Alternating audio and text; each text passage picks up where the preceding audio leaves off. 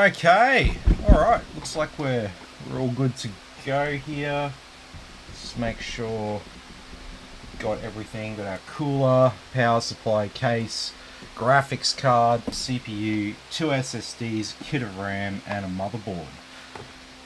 That adds up to a PC. So, hello everyone, I'm Tim from Tim's PC and I build custom PCs to suit anyone's needs or budget. I also live stream my builds and repairs for transparency and educational purposes. So if you'd like an awesome new PC and you'd like to see it put together live, send me a message today. Alright, so we're back here tonight and we've got a good one on here tonight. We've got an RTX 4080 Super rig. So 4080 Super, that's your boy if you want top performance at a reasonable price. You could get a 4090, but it's going to cost you nearly double the price of the 4080 Super. And believe me, you do not get double performance. You get about 25% extra performance.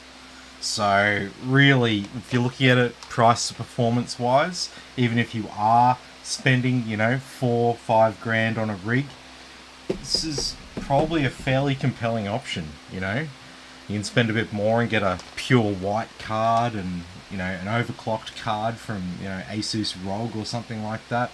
But I would say that 4080 Super makes so much more sense in my mind to put in your gaming PC, unless your budget is like 6-7+ grand. Then it's basically balls to the wall. You get the best of everything, so you'll definitely get a 4090 with that. But for more regular consumers who want something really top notch, 4080 Super.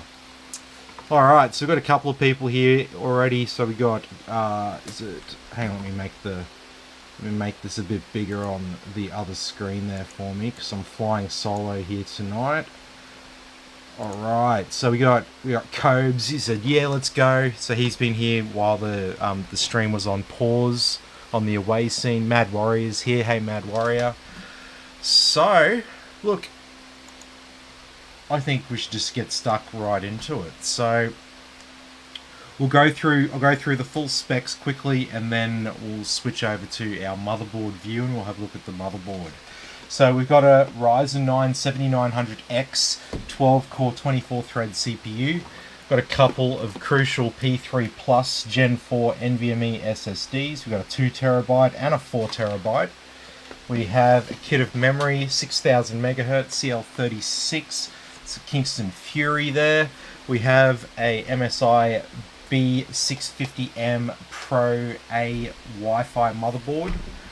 We've got our RTX 4080 Super. It's the PNY XLR8. That's it. It's the XLR8. I wonder what that's meant to mean, right? We have a Thermaltake power supply. So this is a GFA3 850 watt gold efficiency power supply. But the reason why we go on with this is not really because it's gold efficiency or anything like that.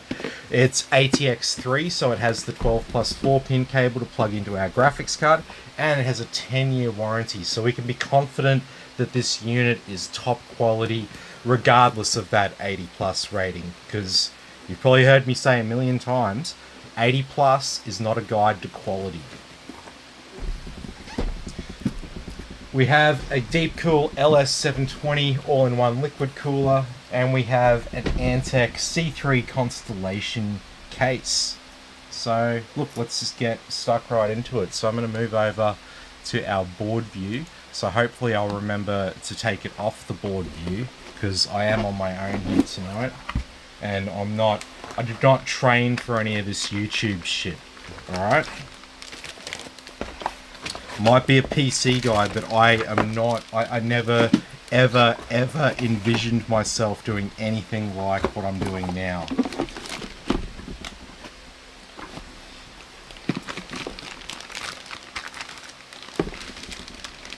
This is basically like public access TV in the modern age. You just wouldn't you just wouldn't catch me freaking thinking that I was going to be on public access TV when I was a kid. Anyway, so that's our board there. So as you can see, we've got a slightly changed dimensions on the board there just to make it fit on the screen. It's actually more square shaped, as you can see there. But for all intents and purposes, you can follow along on the picture of the screen. So I'll go through the components. I'm going to start at the top left hand side of the board there, and we're going to go around the perimeter, and we'll talk about the stuff in the middle towards the end. So starting at the top left, we've got our CPU power connectors. We've got a 4-pin and a 12-pin, so sorry, 4-pin and an 8-pin, total of 12 pins. We have nice direct touch heat sinks here around the MOSFET VRM coprocessors. Very important if we want to plug in a powerful CPU that we have a motherboard with decent cooling there. So we've got a total of 5 fan headers on this motherboard. 1, 2, 3 up the top there, 1 down the bottom, and 1 around there on the side. We've obviously got dual channel memory across the 4 slots. We have 4 RGB headers, 2 12 volt and 2 5 volt. Obviously got our 24-pin ATX power there on the right hand side. Just below it we've got our USB-C front panel header. We have 4 SATA ports, a horizontally orientated USB 3 port. I like that because it's quite a chunky cable, and plugging it in on the side like that really helps with you know, sort of making it look a lot neater at the end of the day. So around the bottom there we've got our front panel header, we've got our speaker header, 2 USB 2s, we've got COM port on there, debug headers, and that's one of our RGB headers. Obviously our front panel audio and our little gold capacitors down the bottom there. There are audio capacitors. It's just a insulation on the outside that makes them look gold. They're not actually made of gold. So there's stuff in the middle there. We got 2 M2 slots, and we've got our PCIe X16 there that that our graphics card plugs into. We have a PCIe X4 and a PCIe X1 slot there as well. However, when we plug this beast of a 4080 Super in it, it's going to cover up everything down there anyway, so you're not really going to be able to use any of those other PCIe slots. But we will be using both of those M2 slots for our SSDs. And then around the back here, it's pretty good rear I/O really. So we've got a total of 8 USB 3.2s. We've got 2.5 gigabit LAN, Wi-Fi 6E and Bluetooth 5.2. Got our audio. We've got a DisplayPort and a HDMI there, but we wouldn't use them because that would just use the onboard graphics on the CPU, and we want to use our, you know, much better graphics on the graphics card. So let's start plugging it all in. So starting with our RAM.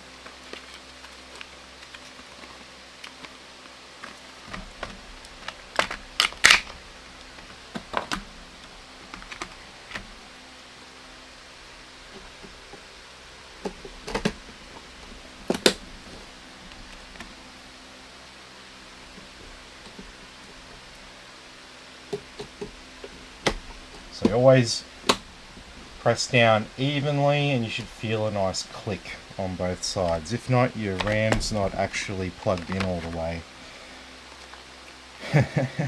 So there has been, probably in my lifetime, there's probably been 5 or 6 people who have bought me computers that they've built themselves, and they can't figure out why it's not turning on. And the reason why it's not turning on is they haven't actually plugged the RAM in all the way. It's just sort of sitting there in the slot.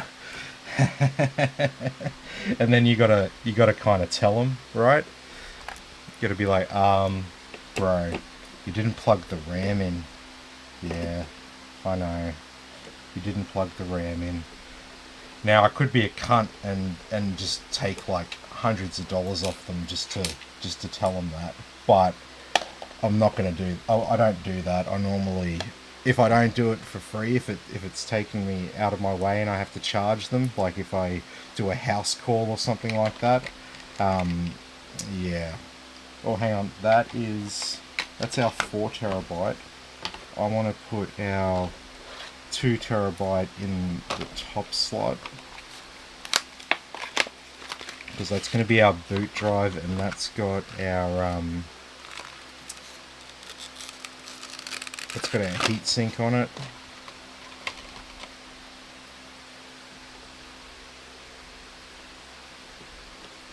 The 4 terabytes essentially a games drive. Alright, so we'll stick down that slot there. I'll get rid of the screen view there while I remember.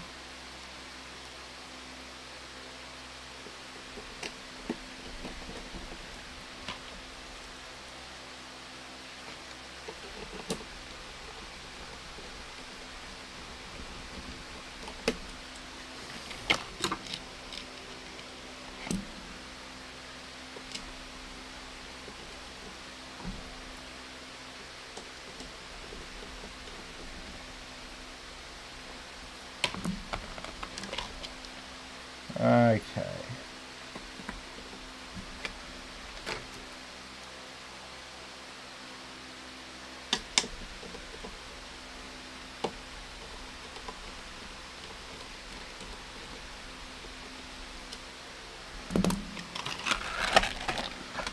Okay.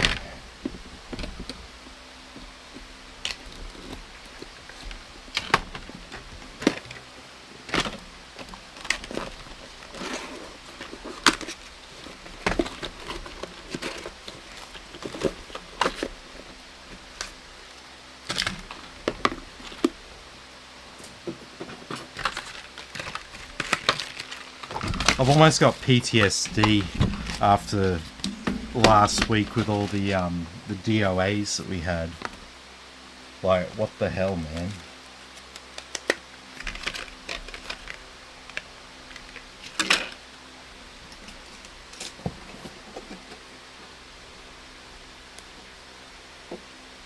Okay.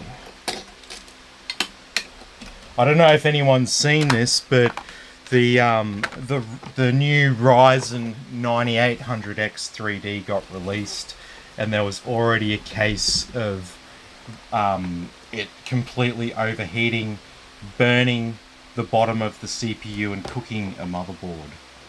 So early adopters beware, right? Okay, so we've got our cooler here. I haven't even unwrapped it. I normally unwrap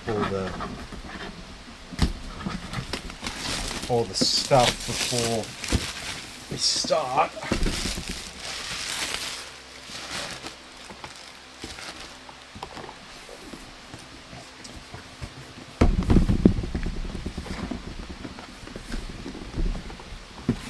Oh, it's stuck up here. I'm like, why isn't that sliding off?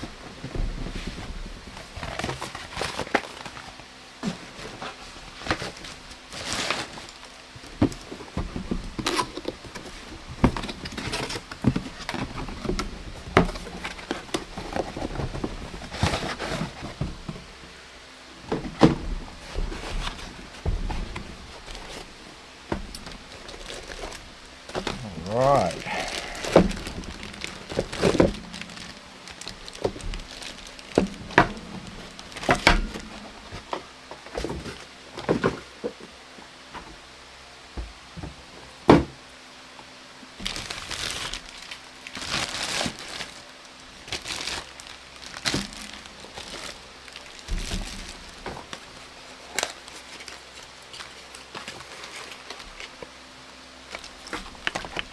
Okay.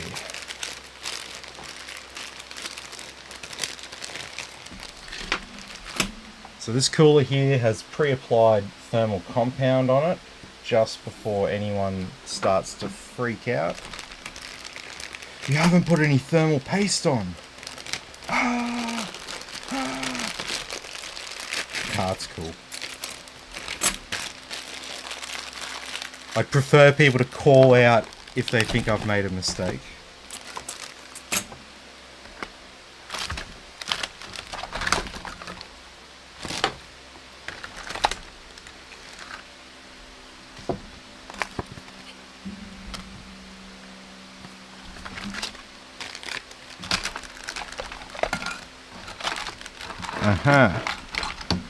Like, where's my other screwdriver?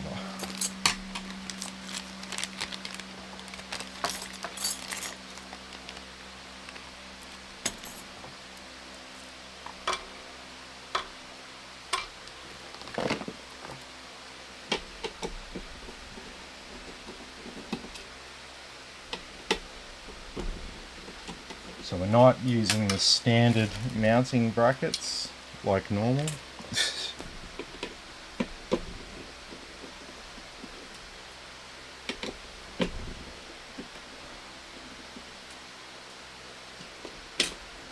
I don't understand what the deal is with these brackets here with AMD CPUs. Not even AMD's stock cooler uses those stock brackets.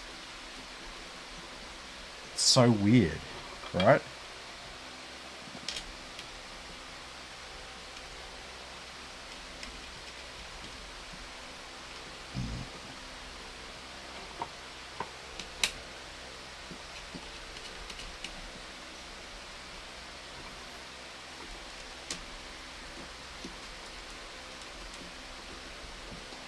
Alrighty, got a few more comments here.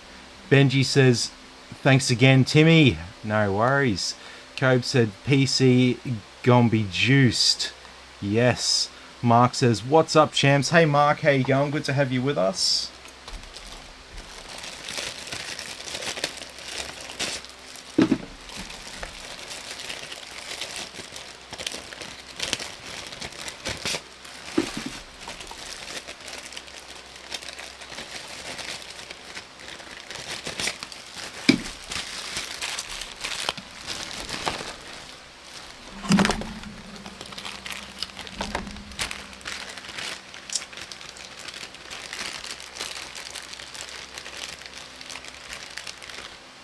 Like I'm missing stuff.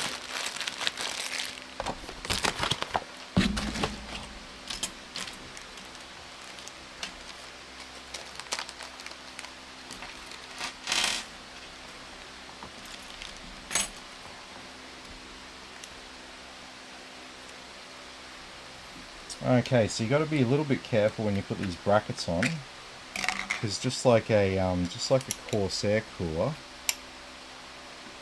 you have pre-applied thermal compound on the bottom, so you can easily get it everywhere if you're not paying attention.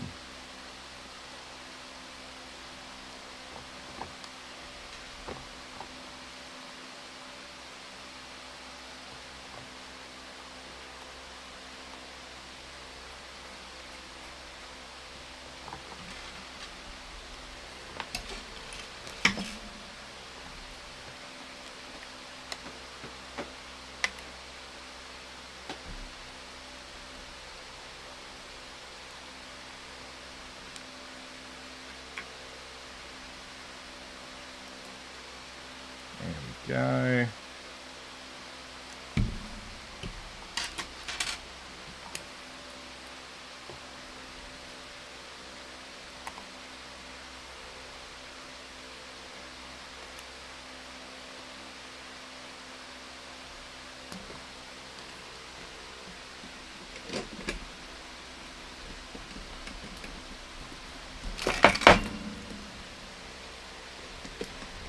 So you can always tell if you're making good contact if the surface tension of the thermal paste holds the cooler on, like the block on the CPU for a couple of seconds.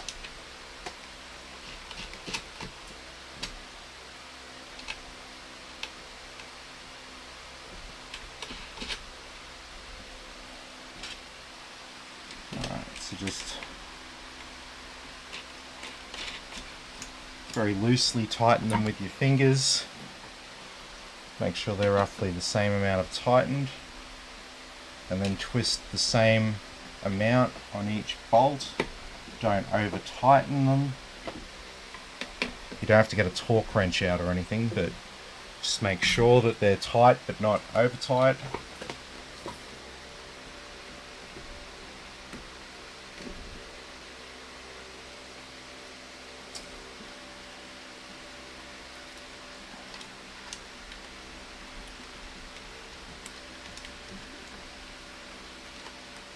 Oh no, hang on.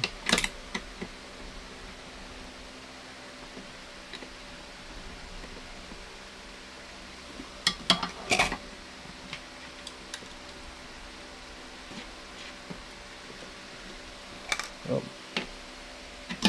I didn't route these cables discreetly like I normally do. What's going on, Tim?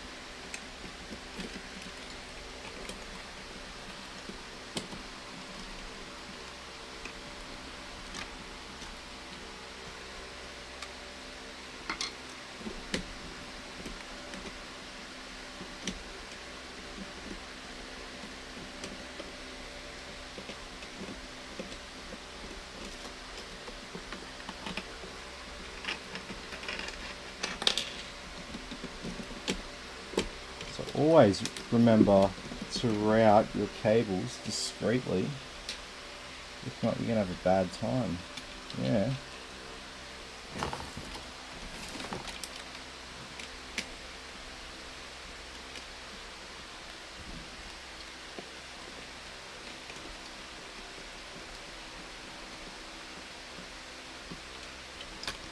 And for anyone who's very observant, you might go, hey, but you've pulled the CPU, the cooler off the CPU, don't you have to redo the thermal paste?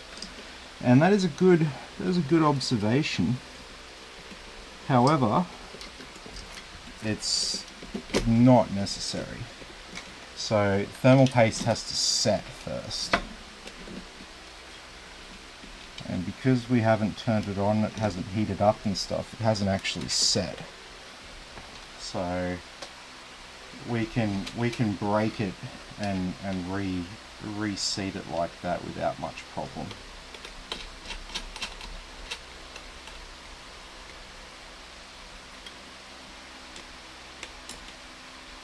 If you pull your cooler off after it's set, you do have to redo the thermal paste. But if it's just when you're setting it up like this, that's no problem.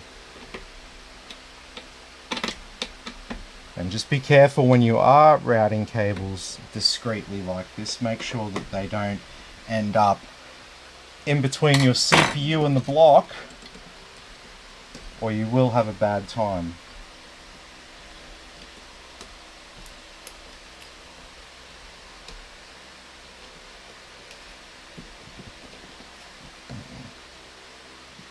Okay.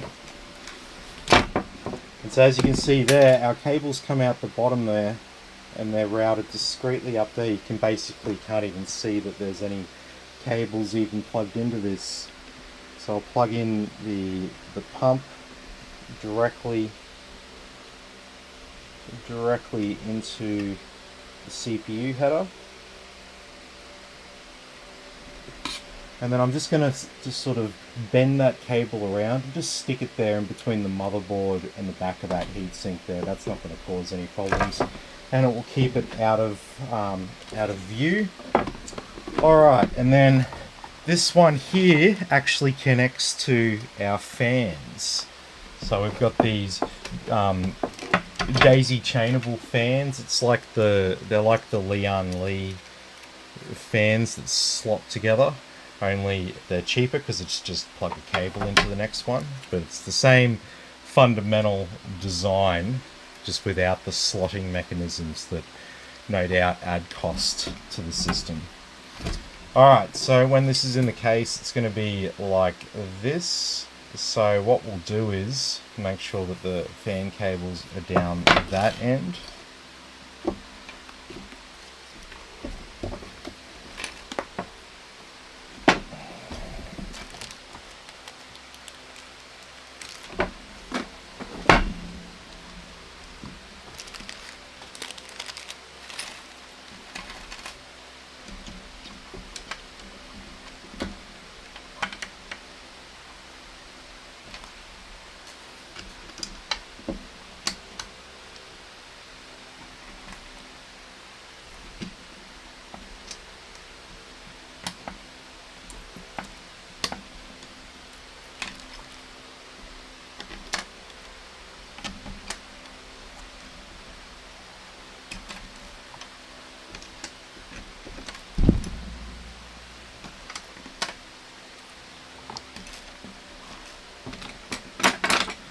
Okay.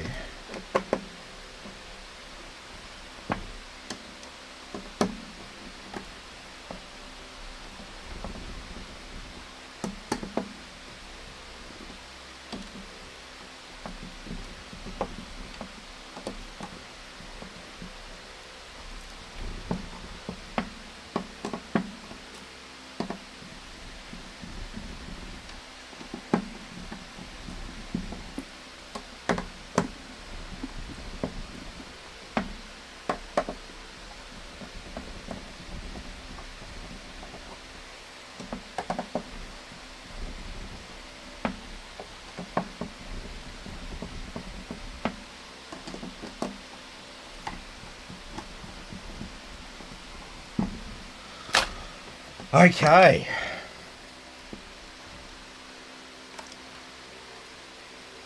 And so that fan gets chained in to that fan.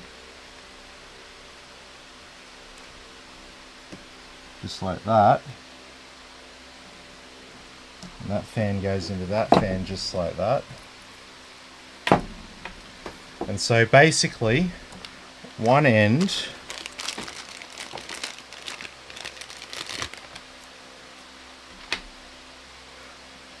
gets plugged in to the controller, and we got a little bit of an extension cable for that to make it a bit easier.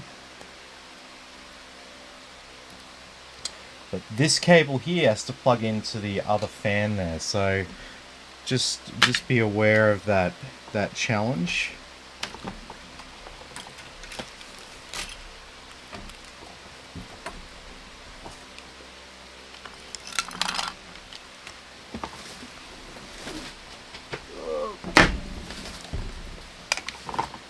Dropped a bolt. Okay, so that's all good to go. Let's turn our attention now to the case and our power supply.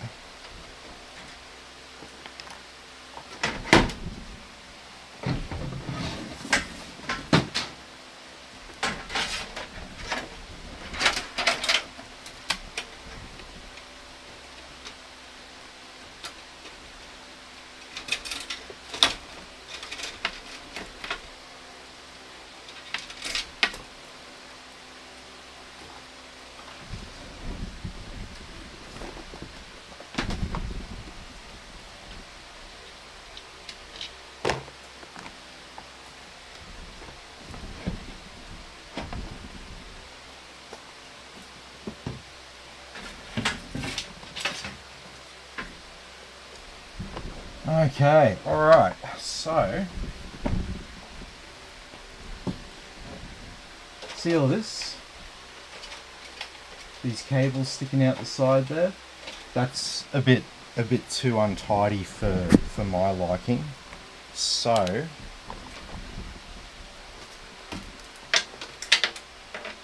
we are going to be performing a little bit of surgery.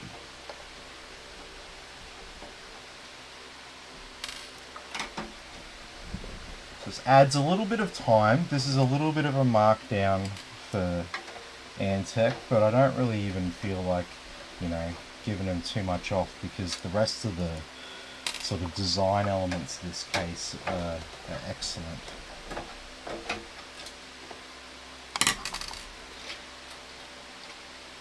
Alright, let's just unplug everything here.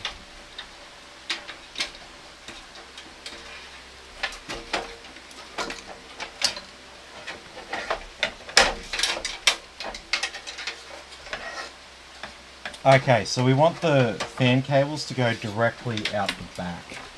So what we need to do is we need to sort of unhook our cables. And what I found was it was really hard to unhook it. So I just got my pliers and I just broke off a tiny little bit. Oh, there we go, dropped it. Tiny little bit of plastic that just allows it to stick out the back there. So there's still another clamp holding it down, just so the cables can go directly out the back of the fan and we don't have anything seen on the front. So these are reverse fans. So this is our primary cool air intake through here. Just FYI. So these fans aren't pushing air out, they're sucking air into the case.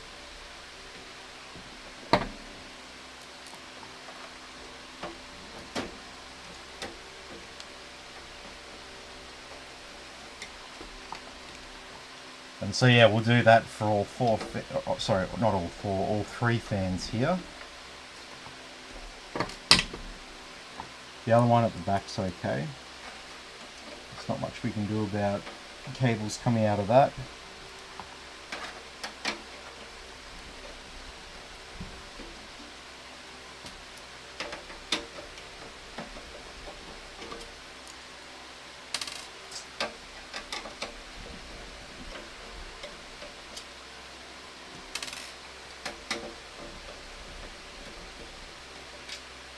So you know who does the cleanest ANTEC C3 Constellation case builds, and that's Tim's PC.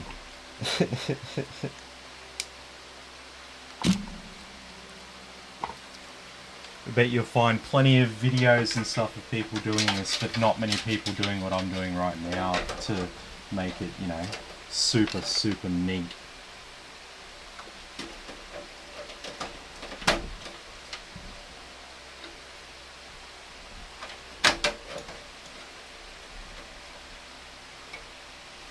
There we go.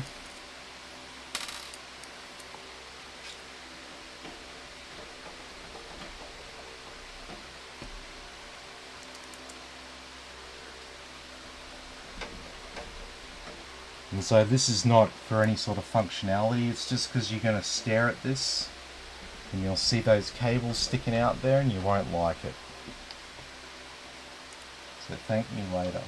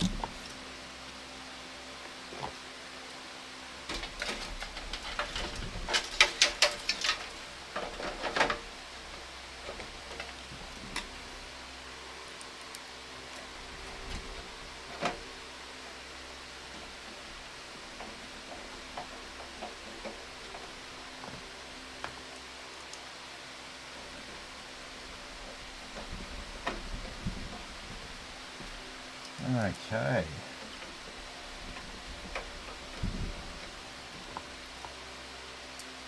So 5-minute job, but I think it's totally worth it. I think most people would agree it's totally worth it. See, look how clean that looks at the front there now. We're not going to have any issues there. It's not going to stick out like dog's balls pissing you off.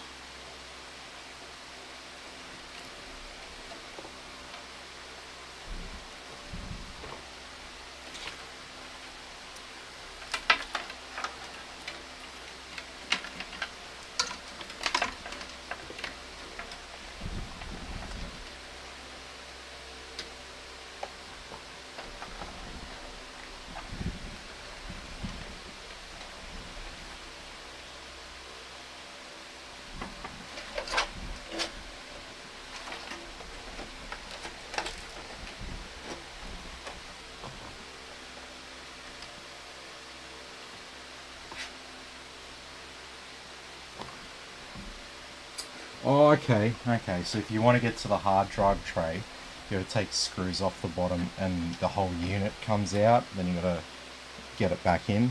Fortunately, we don't have a hard drive, so that kind of makes things a little bit easier.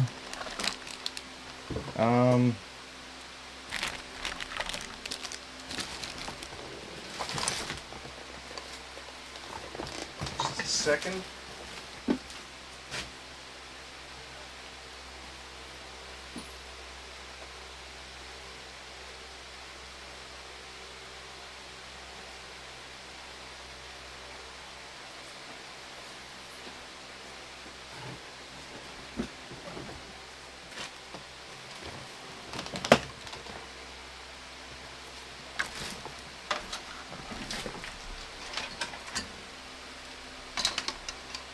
So you can get your cables, then you can just kind of like chuck a single zip tie around them.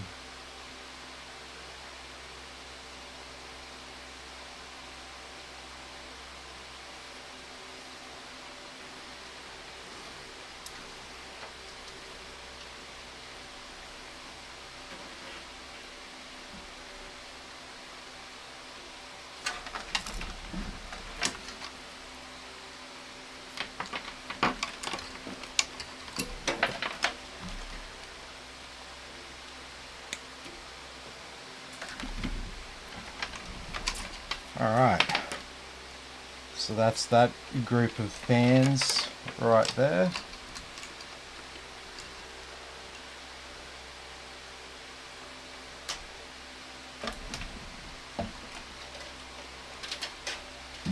Okay, so let's move everything to the side here for a bit. We've got an RGB cable from the bottom there because there's RGB actually in the case.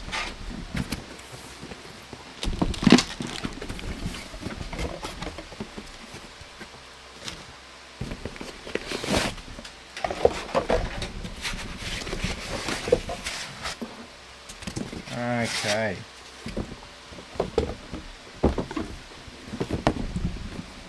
So all of Thermaltake's top quality power supplies come in this nice little, I don't know what you'd call it, synthetic mesh sleeving. And that's how you know you're getting something that's really good quality. Also, Thermaltake power supplies will mention that they've got a 10-year warranty on the base of one, so if you're looking at used power supplies, you can always have a look for that to see what the quality of the unit is if you have no idea what you're looking at.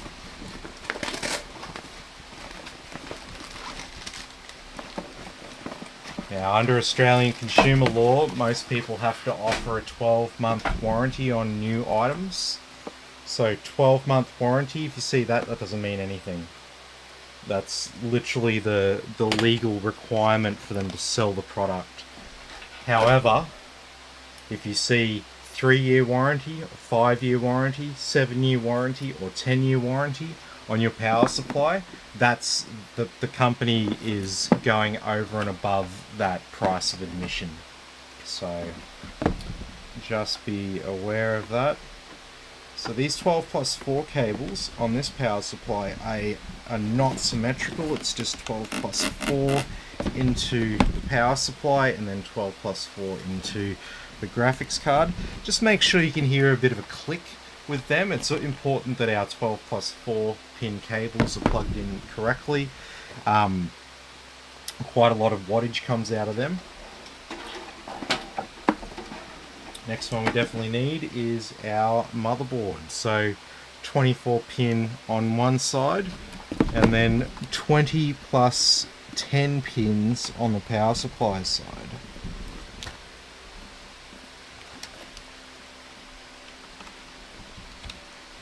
It's another mistake I've seen people make, only plugging in one of these cables. You need the 10 pin and the 20 pin into the power supply, and then it's 24 pins on the other side. So what do we got here? CPU cable with 2 on the one, that's going to be fine.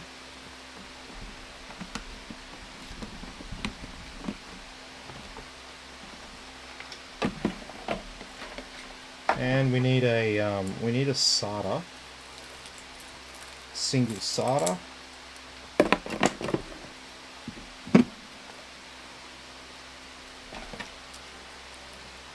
Okay, and then the rest of that stuff we don't need.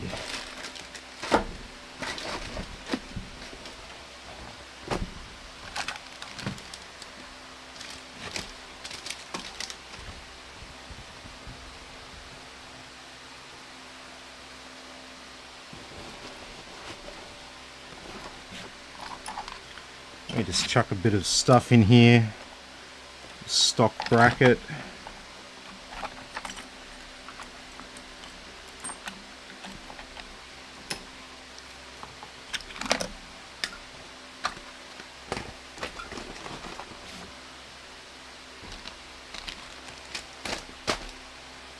Goodies.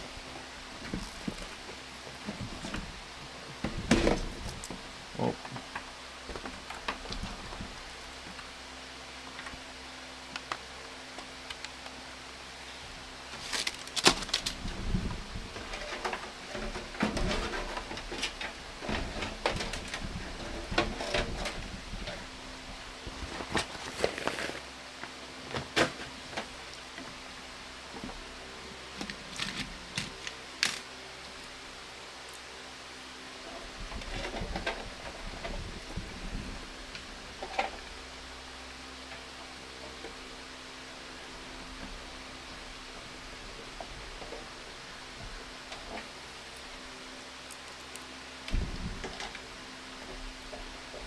Alright.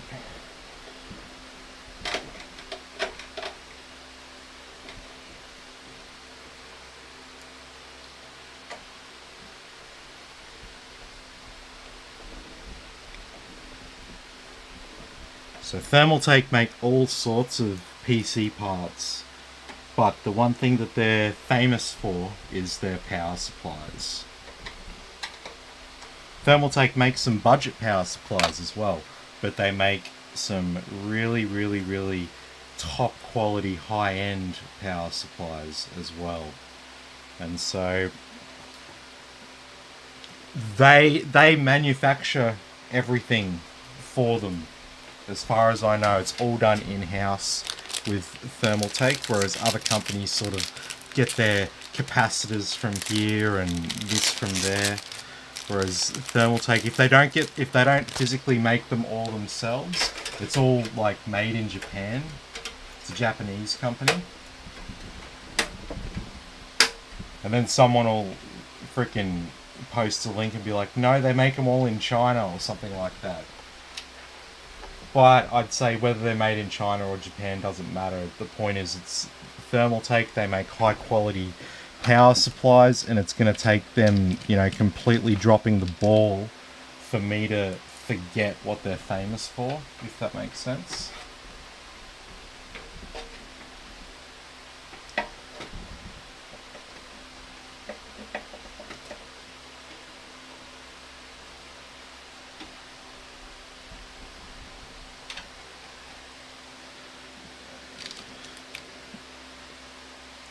And yeah, they're not the only company that makes good power supplies, don't get me wrong. I'm just saying that Thermaltake as a brand, what they are most famous for is their power supplies. And yes, they do make high-end PC power supplies.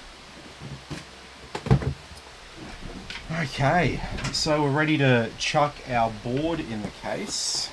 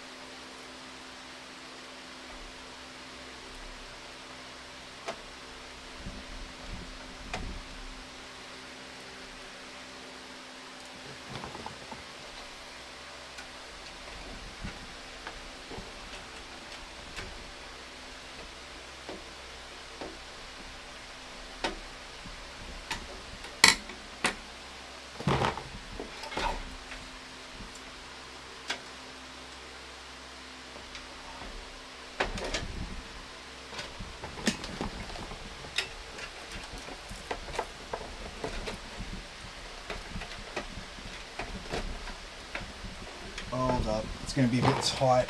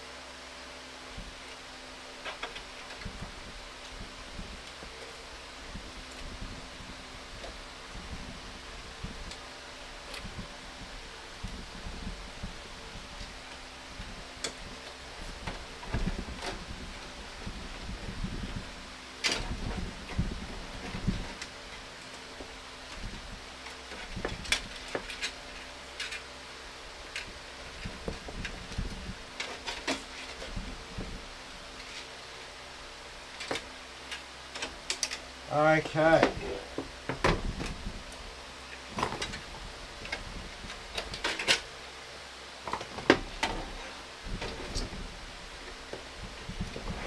And so I got to plug this cable here from our CPU block in the first of the daisy chain fans.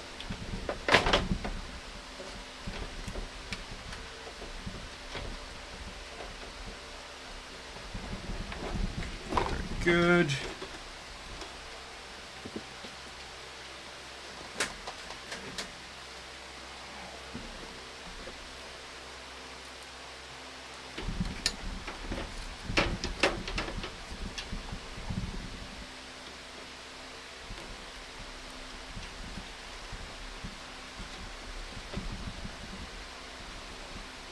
And yeah, so these Constellation cases are freaking pretty sweet.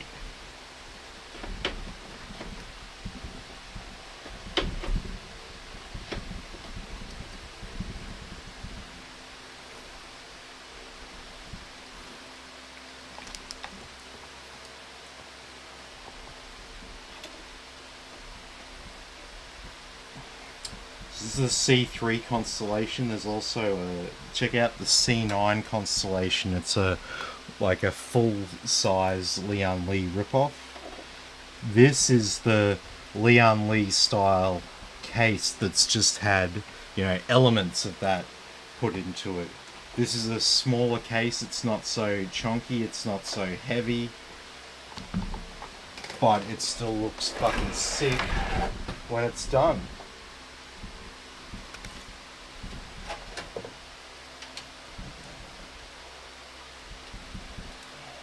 Alright.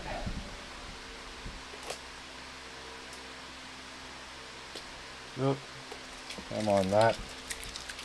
So this cooler block has an infinity mirror effect. You can't see it. It looks like a mirror now, but that outer part there is actually electronic, and you will see like an infinity mirror effect all around the cooler block there. It's pretty cool. Dad joke level up, right?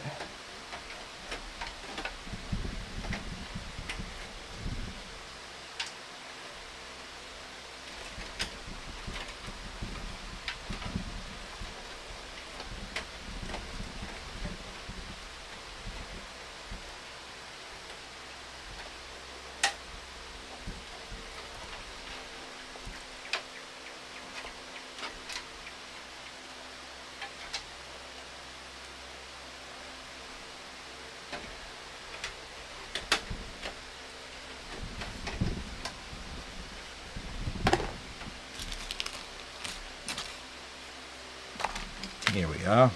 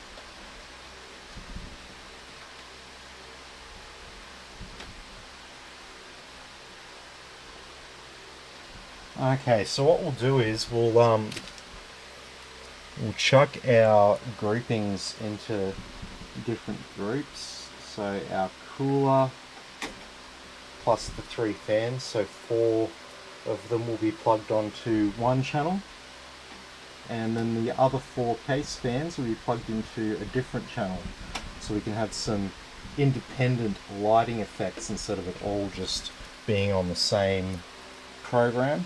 You can just run it on the same program if you want, but you have some options.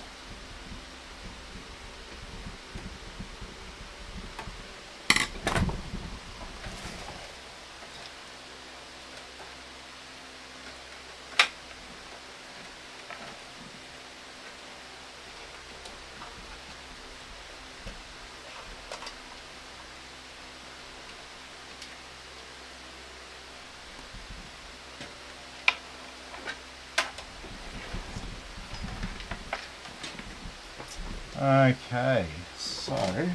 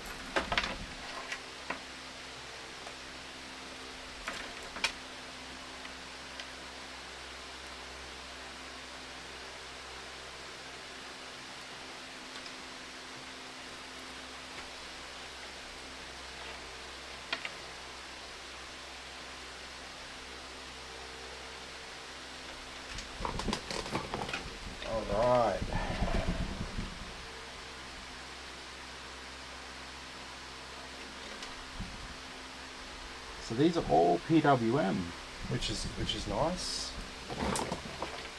Makes configuration a little bit easier. Oh, I don't know. It's not really, to me, it's not really any easier or harder, because it's a simple thing to do. But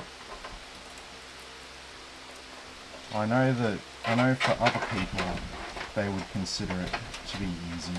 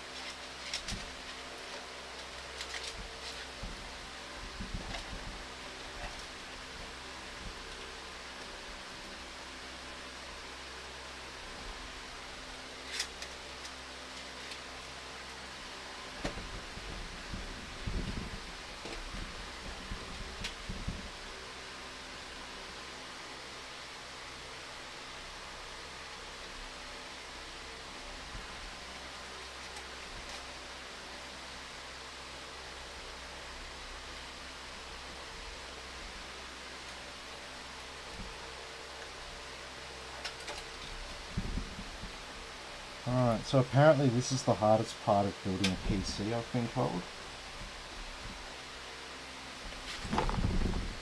But yeah, I'm not 100% sure on that.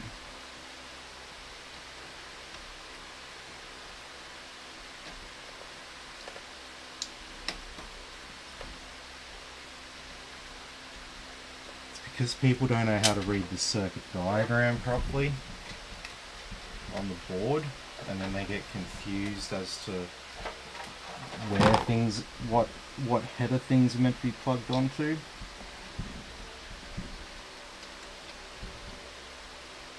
But yeah, it's definitely not hard. If you think it's hard, just remember that it's not that it's hard, it's just that you're not used to reading a circuit diagram on a motherboard. Because it's about as clear as they can make it, right?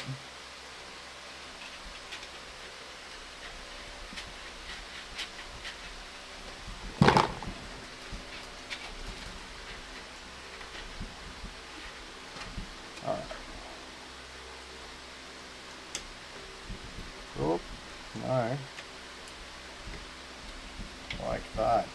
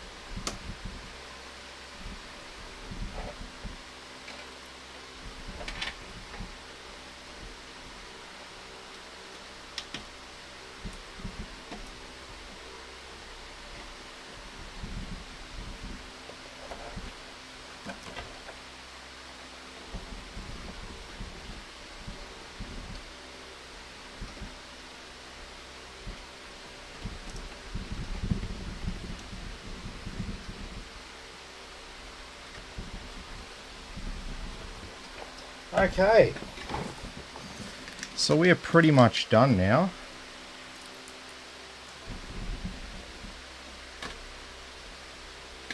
Couple of final screws.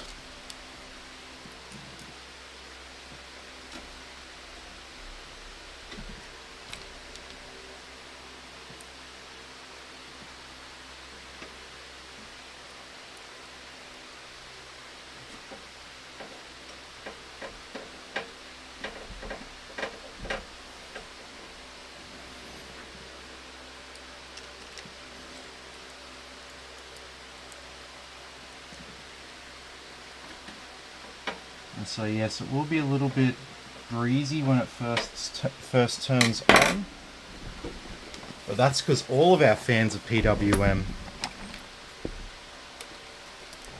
See, there's a few headers that usually default and have like a DC configuration by default, and if you have PWM and DC fans on the wrong header type, like what the motherboard is communicating to the header with, what sort of power it's putting out, you can end up with fans that either won't respond to the software on your motherboard to try to adjust the fan settings, or it won't give you the same range that you would otherwise expect.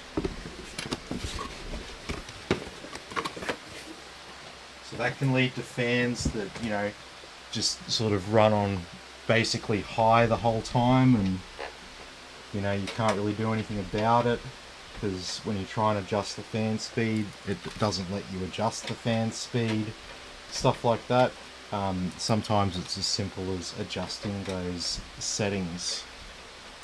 Alright, so we got a triple slotter.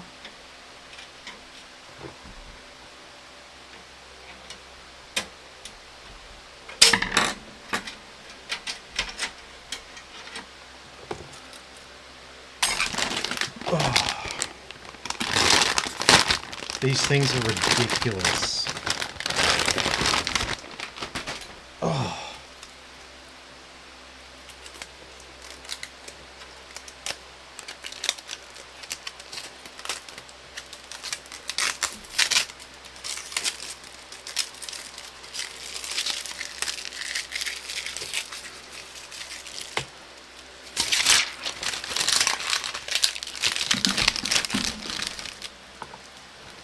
Alright, so out of all this card, that's where the board ends. Just from there to there.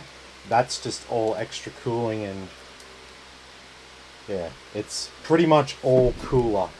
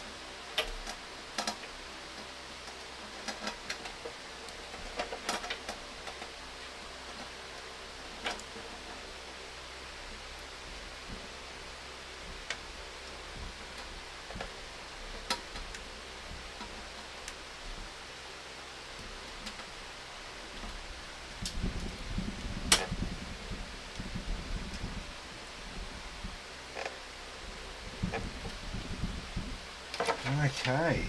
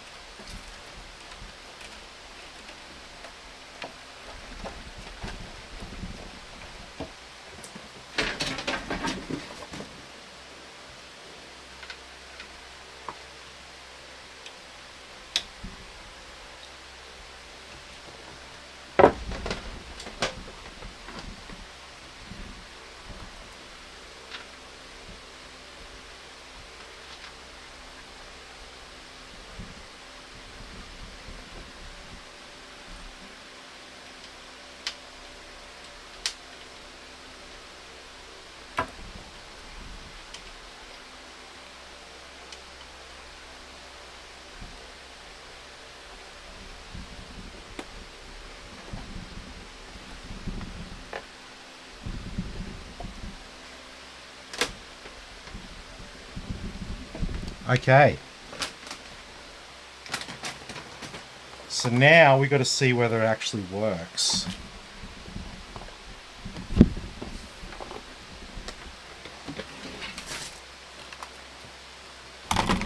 Surely it's going to work.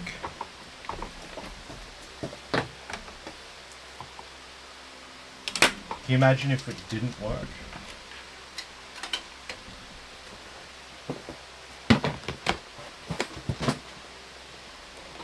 I would seriously have to consider going to frickin' lotto ticket because my odds are going crazy, man.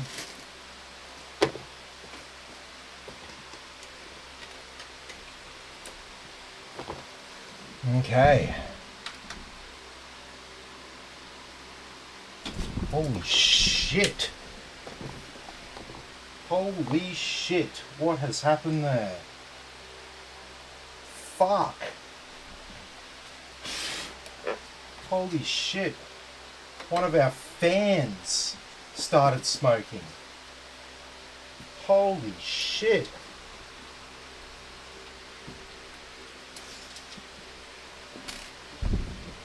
Fuck me dead. Well, there's definitely some dramas here. We've got a fan that's just fucking shorted out.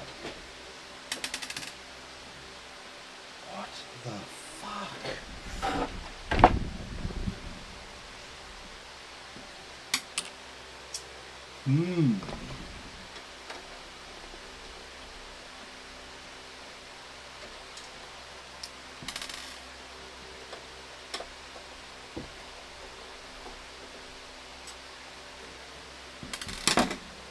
Unfortunately, I caught it just then.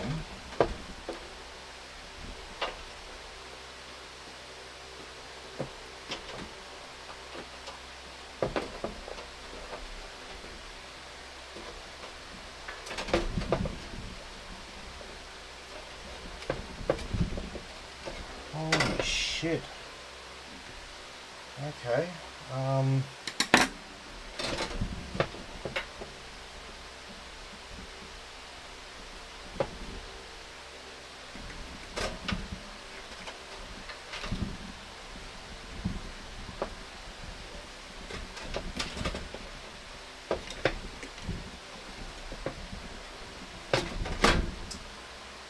Damn, okay.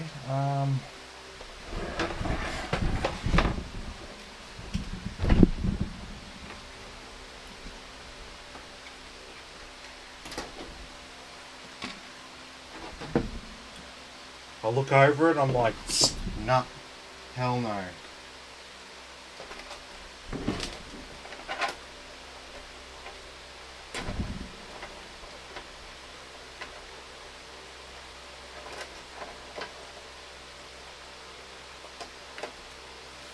Okay,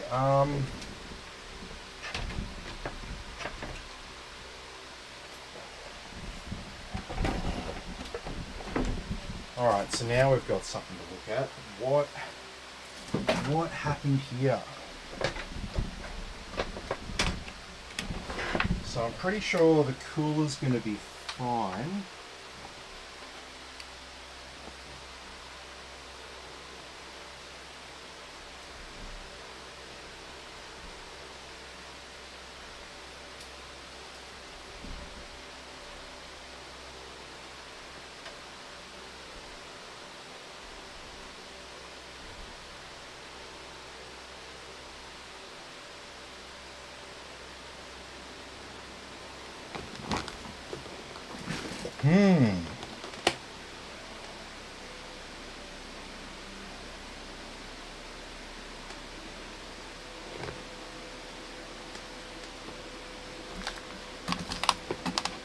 Just a bit of drama, right?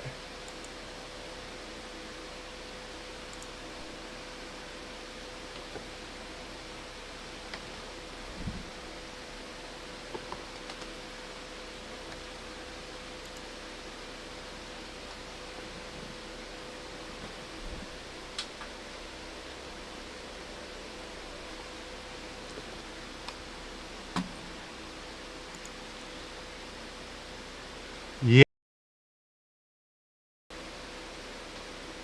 I'm not even sure what happened.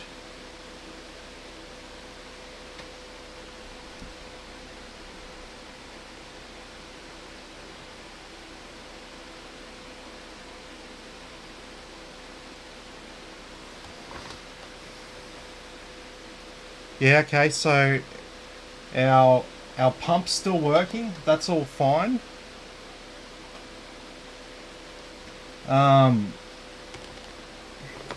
One of the fans is dead.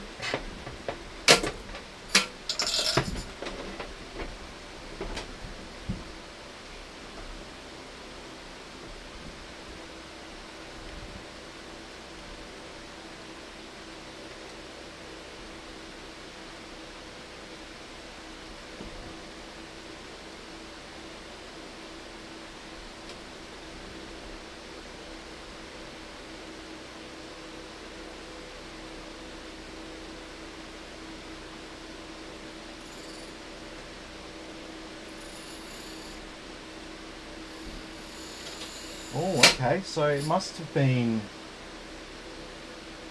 Oh, okay, so it's come through the cable. The cable's slightly melted. It's like something shorted out. Is the cable damaged? Okay, alright.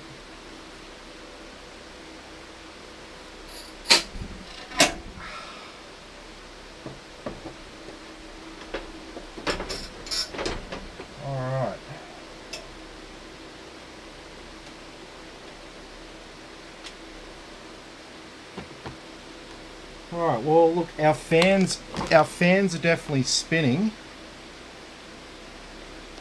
They're definitely spinning. They slightly cut my thumb just then. Okay.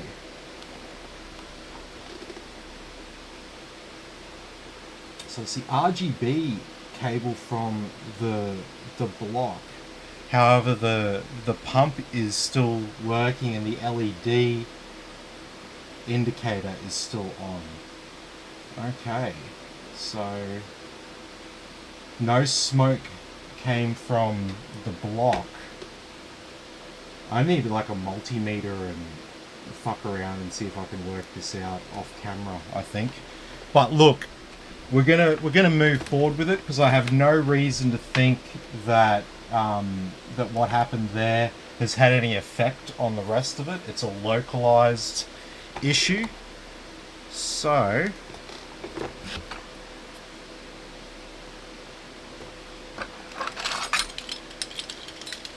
let's go do a BIOS update on it.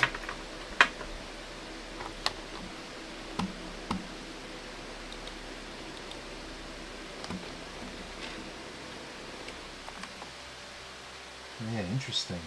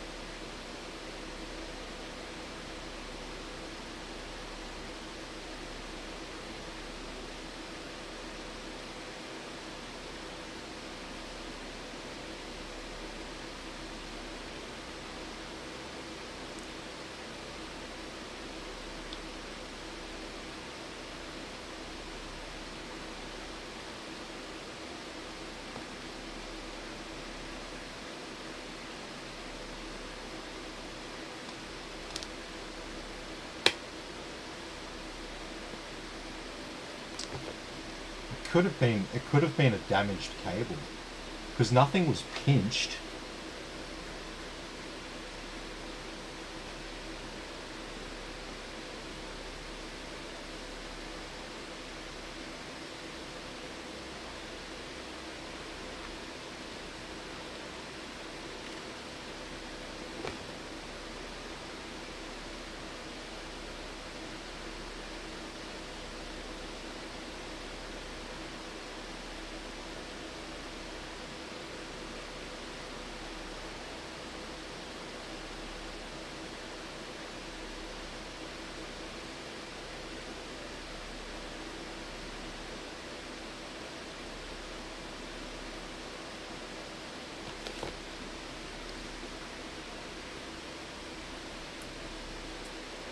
Yeah, pump's on.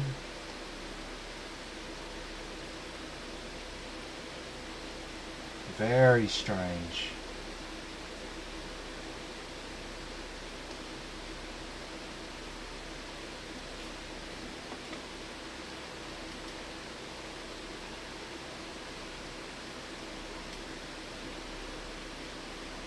See, it looks like I may have saved it by reacting to that fast.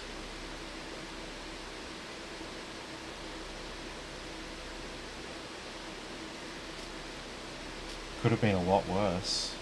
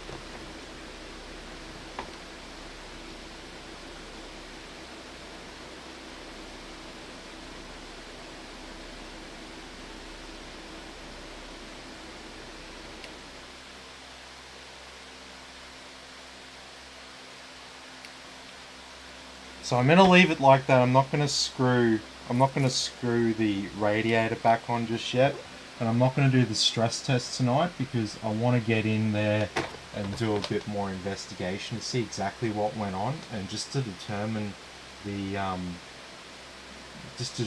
everything's okay and that it can be simply fixed. Because if not, we might have to replace the cooler.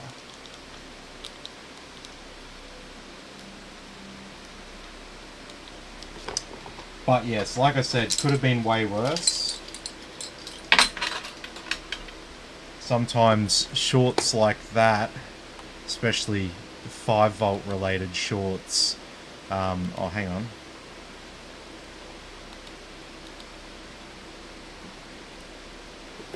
Alright, so our CPU is actually DC, and we just want that to run on high the whole time. Our pump, we want that to be smart fan, and it is PWM. Set a rather quiet curve. Smart fan, this is PWM. Once again, quiet curve, and nothing for the other two. Excellent.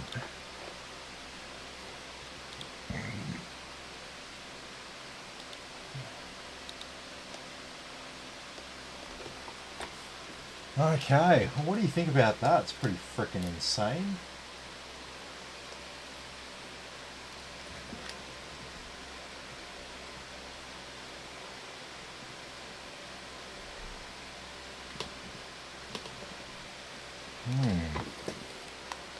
I wonder if it was a loose connection in the actual, like, plastic connector, and that somehow created a short. I don't know.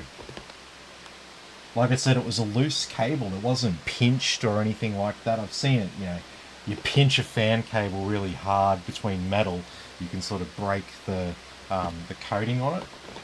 But there's no evidence of that. It just sort of went up in smoke quickly. But like I said, I'm happy that all the fans are spinning and the RGB's on. That's good.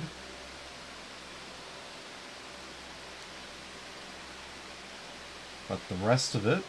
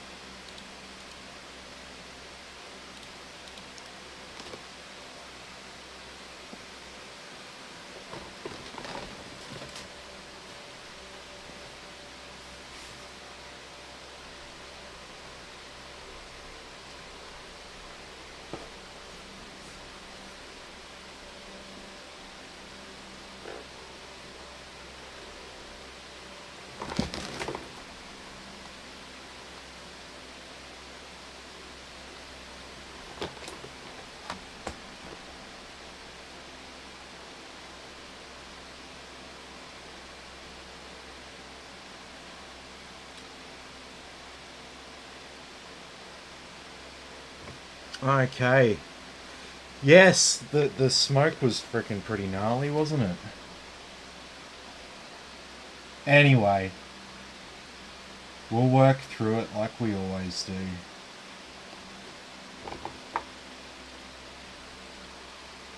Geez, when was the last time something smoked? Geez, it's been a while. It's been years, I think, since I've had something like this happen. I guess that's a testament to the quality of products being produced in this day and age. But defects happen.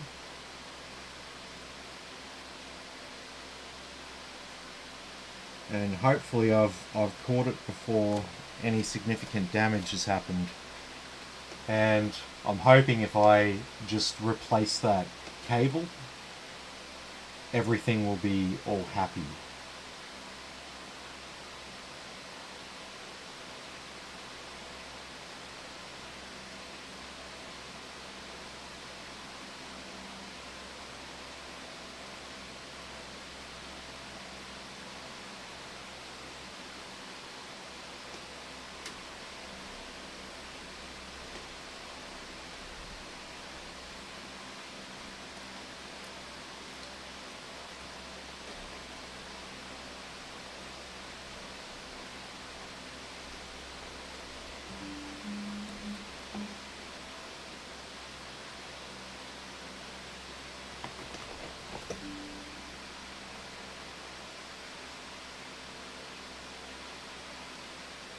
Haha. We turned it on and we had some smoke from a cable that was like shorted out somewhere. I can't find any obvious evidence of it, but as soon as I saw a bit of smoke, I instantly cut the power to it. I thought we'd lost a couple of fans, but all three of the fans are actually spinning. So it looks like it's the RGB cable that was chained into the rest of the fans that runs the RGB on the pump block. So it's not the actual pump on the radiator, because if not, we'd be overheating by now. It's just the RGB, but what's weird is the LED indicator is on. So yeah, it's a bit weird. I'm gonna play around with it off screen and see if I can work out exactly what caused the problem, because I don't want to go plugging anything back in if the problem's internal in some way.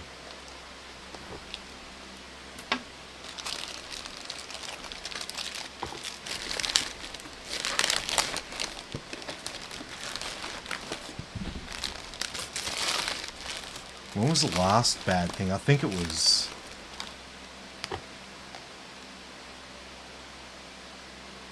Nah, the last thing that fucked up on me was an RGB controller. Just turned it on and just caught fire, basically. Not caught fire, it just started to smoke massively and was completely fucked. Yeah, couldn't even work out exactly what it was, only that something had shorted out inside the actual casing of the controller. Fortunately, it was one I had spares of, so that just went straight in the bin. I chucked a spare in. We were all good. So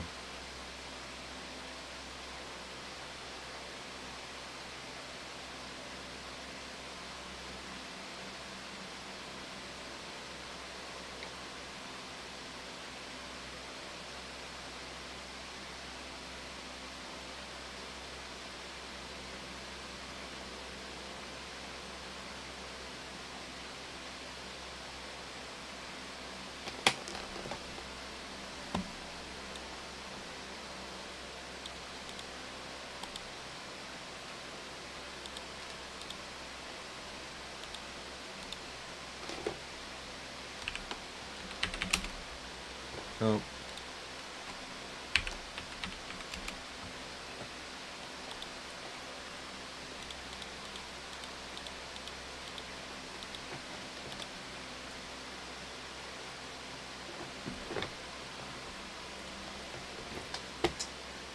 I'm definitely curious about this.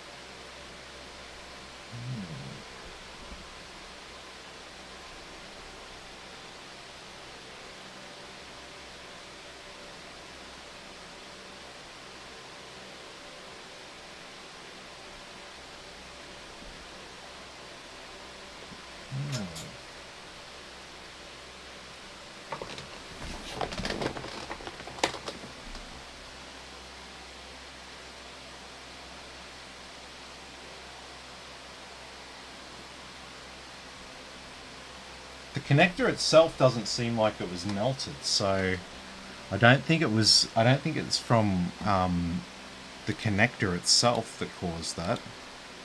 Like I said, I have to do something with it offline, because I have to strip it all down and basically disconnect everything from it and just hook it up to a power supply to sort of see what's going on, because yeah, obviously I don't want a repeat of last time, and I don't want to damage anything else that I hook up to it. Anyway, let's keep moving tonight.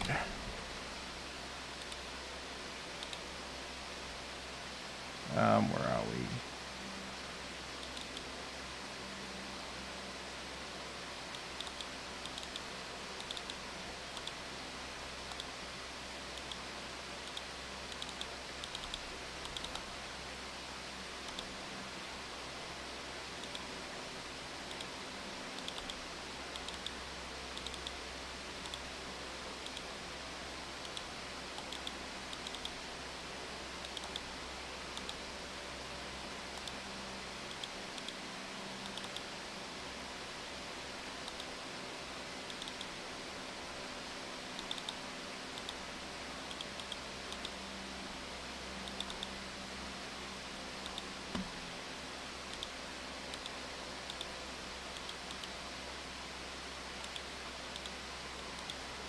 Okay.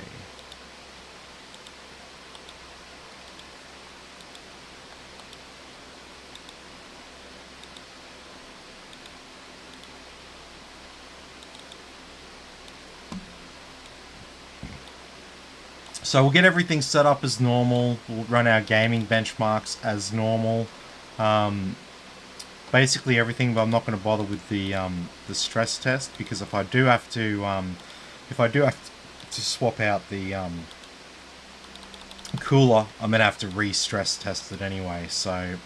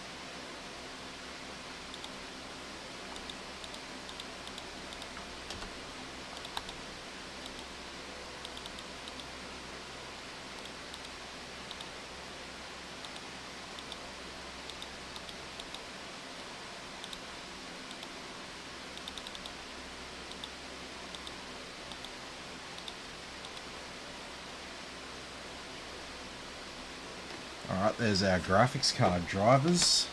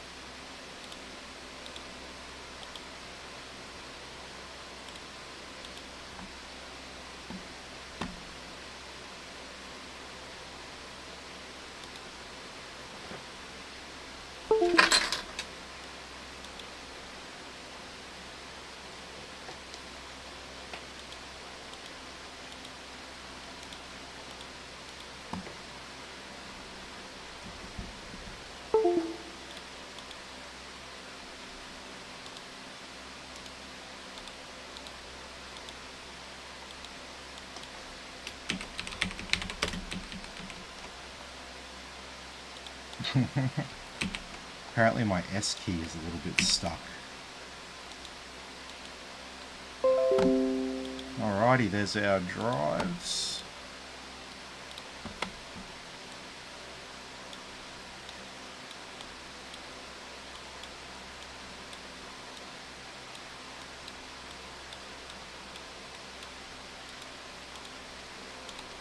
Alright, we can go ahead and do a restart on that.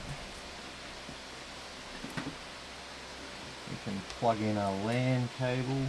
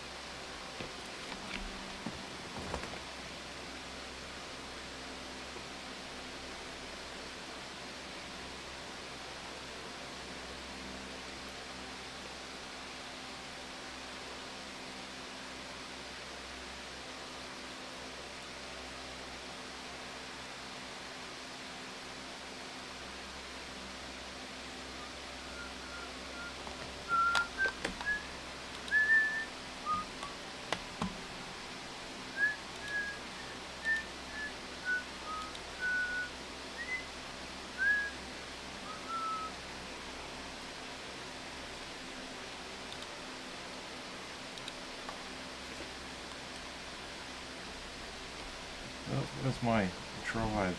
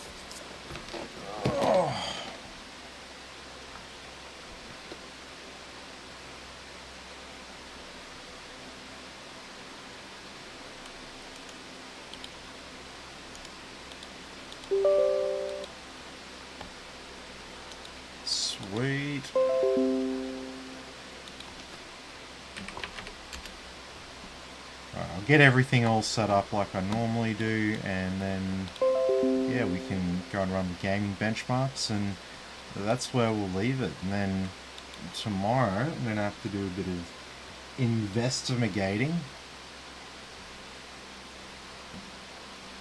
And yes, I'd said that word wrong intentionally.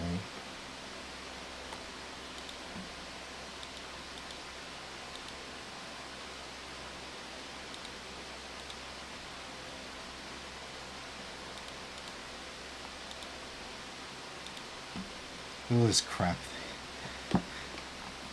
Bloatware. Stuff that you really don't need. Norton 360. CPU Z, the MSI gaming version. I just installed the normal version, it's fine. Ada 64, no. Voice mod, no. MSI wallpaper, no. Dropbox Redeem launcher, no.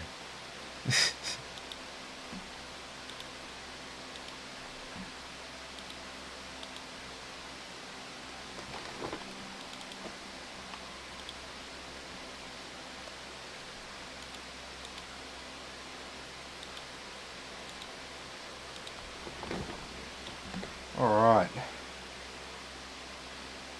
so Windows 11, you have a choice. You can stay on Windows 10 or you can go to Windows 11. Just go to Windows Update and you'll see, once all the other updates are done, you'll see it'll say, do you want to update to Windows 11? It'll be like, it says install now or whatever. Just click that and it'll do its thing, and then next time you restart your computer you'll have Windows 11.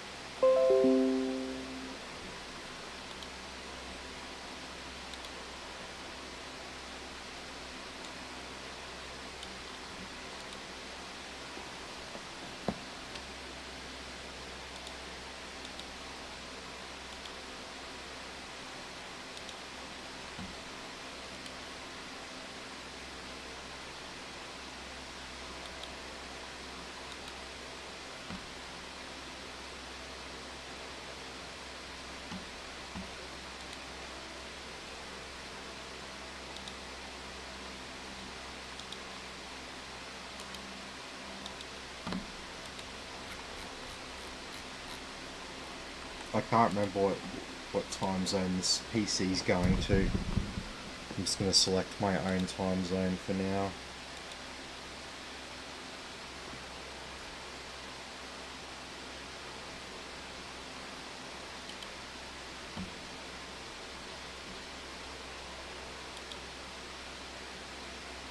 No. Oh, you can put 365 on there. We've got lots of storage.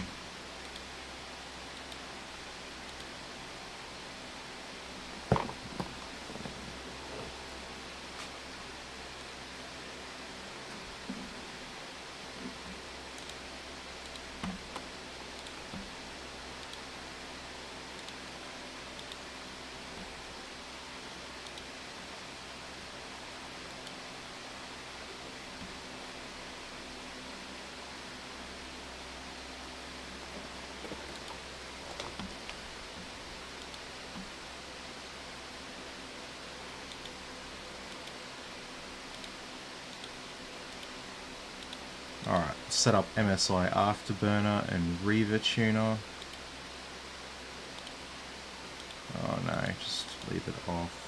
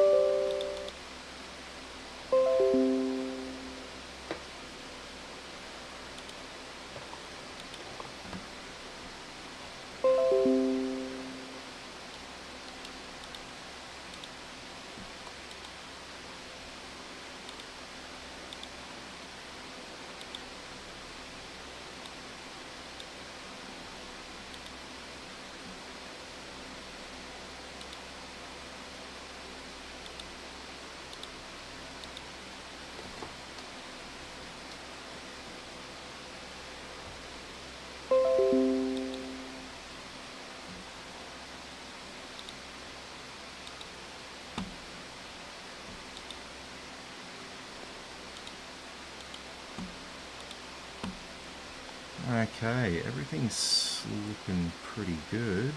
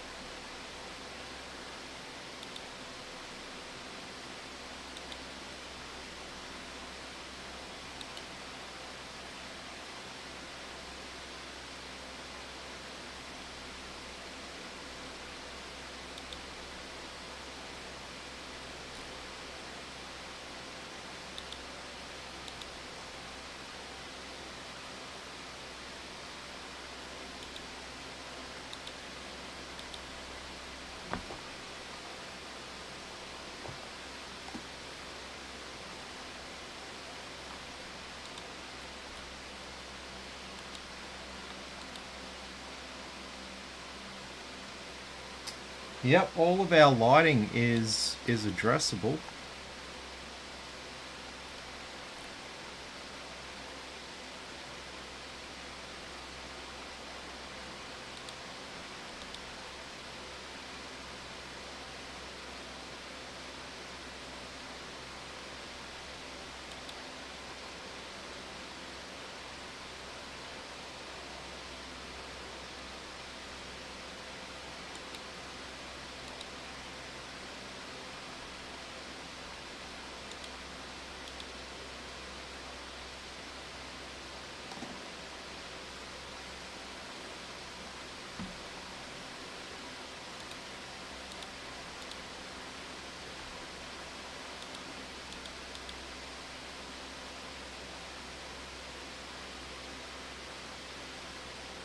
There we go. Flame.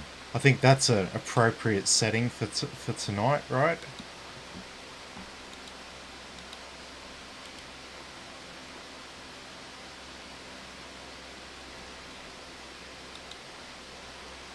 Okay.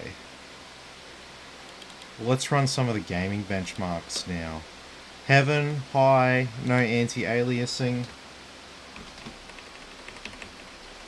Alright, and stuff on the screen here, it's stats from our system. We've got our graphics card, temperature, usage, clock speed, wattage. We've got our VRAM usage. Oh, it's not showing up how much VRAM we're using, and the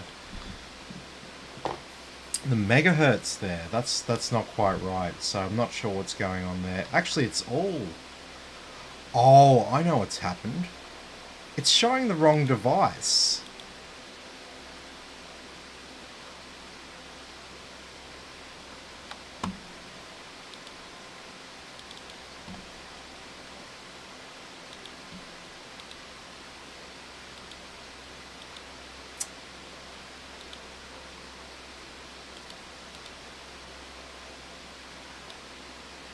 That's my bad.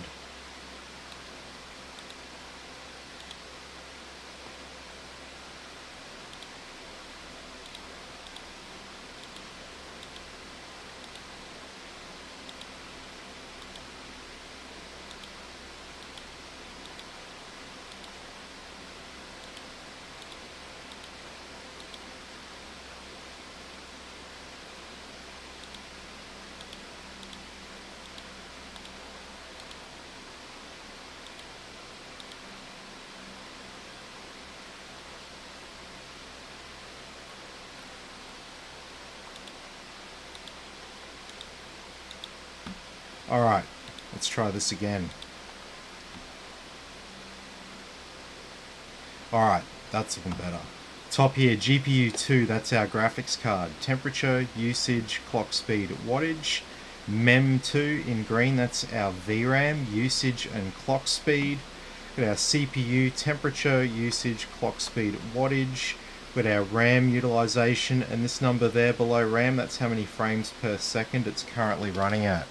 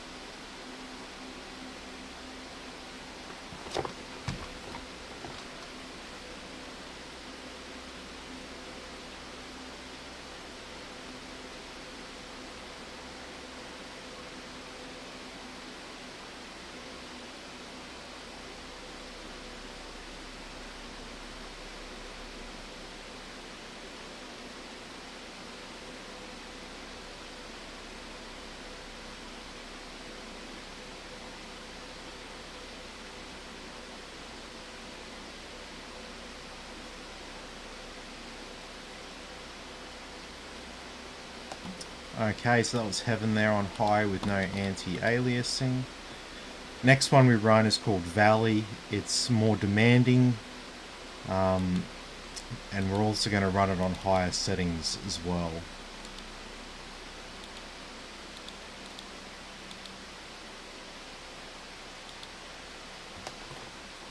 So both DirectX 11, both 1080p benchmarks, but Valley is, like I said, it's more demanding. So even if we ran it on the same settings, you would expect Valley to run at a lower frames per second than Heaven.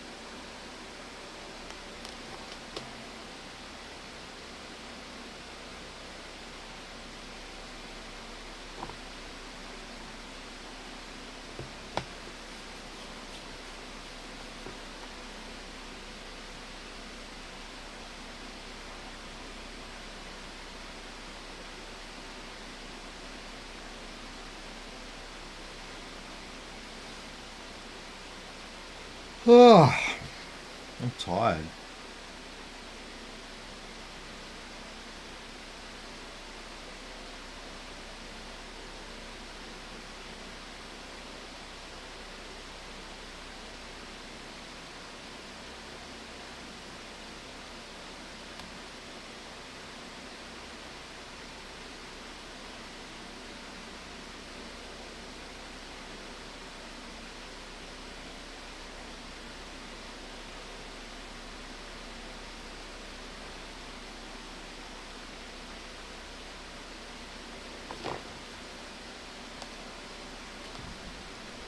Okay, so that was Valley there on Ultra with max anti-aliasing. And then finally we do Superposition, the 4K benchmark.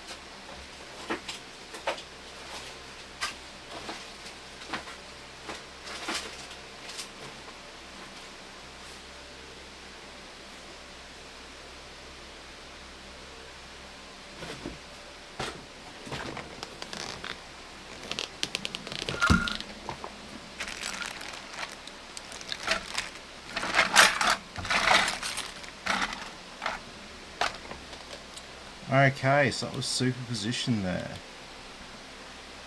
Okay, well, that's where we're probably going to leave it today, because, like I said, there's not much point in me doing a stress test on it now, because if there's critical damage done, it's not just a cable issue, then I'll have to replace the whole cooler. So if that's the case, then I'm gonna have to re-stress test it with a new cooler on it anyway. So with a bit of luck, I won't have to go that far. So I'm hoping it was just a defect in the cable, because like I said, it wasn't pinched or anything like that. But yeah, like I said, I'm happy that I'm feeling confident because all of the fans are lit up now and are functioning normally. Whereas when that was going down, 2 of the fans weren't lit up, so something was definitely shorting out, and it was basically the power wasn't getting past one of the fans to the other 2. So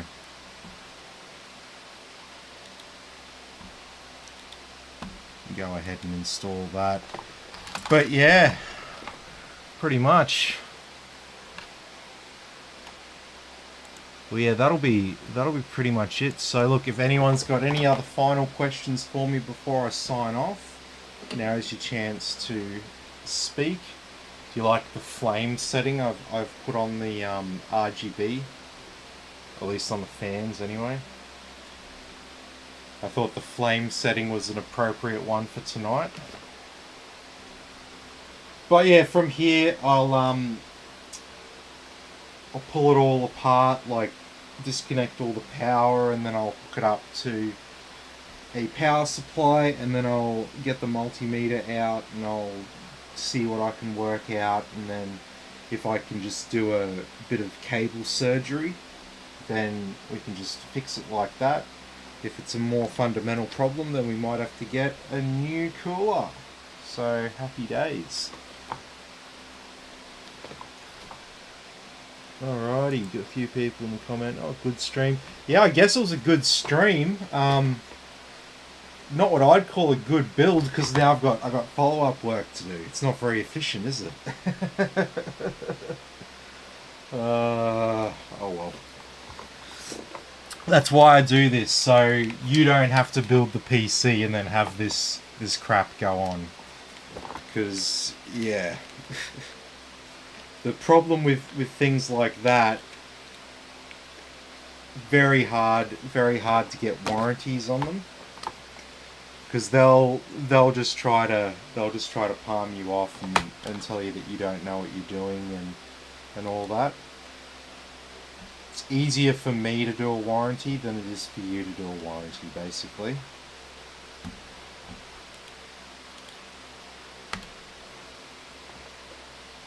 But yeah, everything else is running fine. I've got no reason to think that there's any other damage other than on that single cable. And yeah, I mean it certainly hasn't affected the power LED on the block. It certainly hasn't affected the pump. And all of our fans seem to be running and RGB seems to be on. So who knows, man? But you've seen it here at Tim's PC, so you can see what can happen.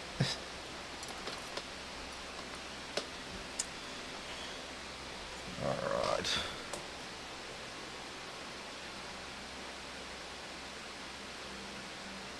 Someone's just asked, Ryzen 5 7600X and 4070 Super, is it solid? Or should I wait for the 5070? Oh dude, I can't tell you anything about the 5070 because any stuff that's out now about it is pure rumors and speculation. I'm not a big fan of rumors and conjecture.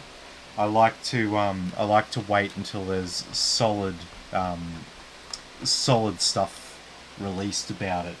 And 5070 is probably 3-4 months away. So if you want to wait 3 to 4 months to see what it's like, sure, but don't expect there to be a massive, like, oh, the 5070 is going to be twice as fast as the 4070 Super or something like that.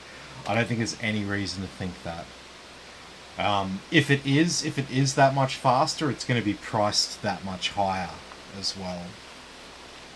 So, yeah, I've got no reason to think that 50 series is going to be a massive leap forward.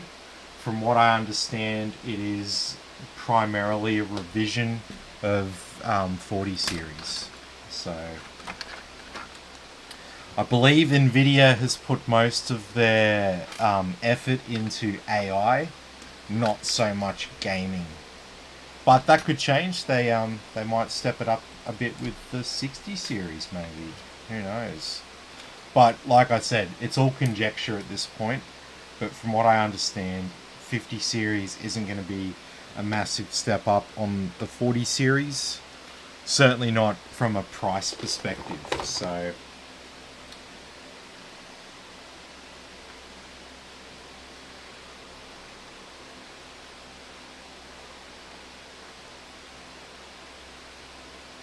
I am Australian, yes. I am on the east coast of Australia, near a city called Brisbane, which is going to be hosting the Olympics in 2032. So you might not know it by name, but you might have seen stuff about where the Olympics is going. And yeah, that would be my city, because we are small enough to care about hosting the Olympics, whereas other cities are like, yeah, fuck that, the Olympics doesn't make sense, costs a lot of money, makes everyone fucking, fucking fucked. But yeah, our city's just small enough that getting the investment helps us build infrastructure, and they're like, yep, sweet, let's host the Olympics. And so now our 3 biggest cities in Australia have all hosted the Olympics as of 2032. Melbourne was like, I want to say 1956, it was ages ago. Melbourne hosted it ages ago. And then Sydney hosted it in 2000. And fucking Brisbane's going to do 2032. So it's like they're all kind of like 30-ish years apart.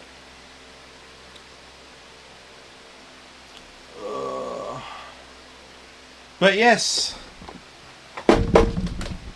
she'll be right. I've seen worse. I'm confident that I can fix it. If not, just chuck a new cooler on there. No big deal. So yeah, happy days. Well, look, that's... Hang on, what have we got here?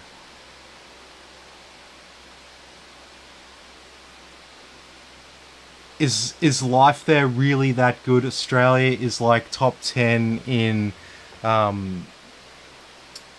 like the happiness rating, or the quality of life rating. Yeah, I think it's pretty decent.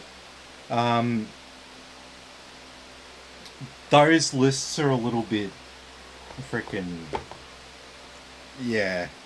I look at them sometimes and I'm like, yeah, I'm not so sure about that. Because, it says things like Sydney is one of the best cities in the entire world, when actually Sydney has been one of the worst cities to live in for at least 50 years. It's only now that they're starting to address the problems of Sydney. Because the thing about it is it's got this harbour, right? And then the city is split on either side of the harbour. There's limited bridges.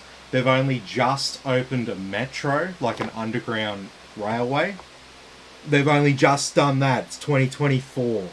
It's been a city of like 5 million people since like 2000, pretty much. Or if it wasn't quite 5 million, then it was, you know, 4.5 or something like that. They've been a big city for ages, and it's just completely overrun with cars.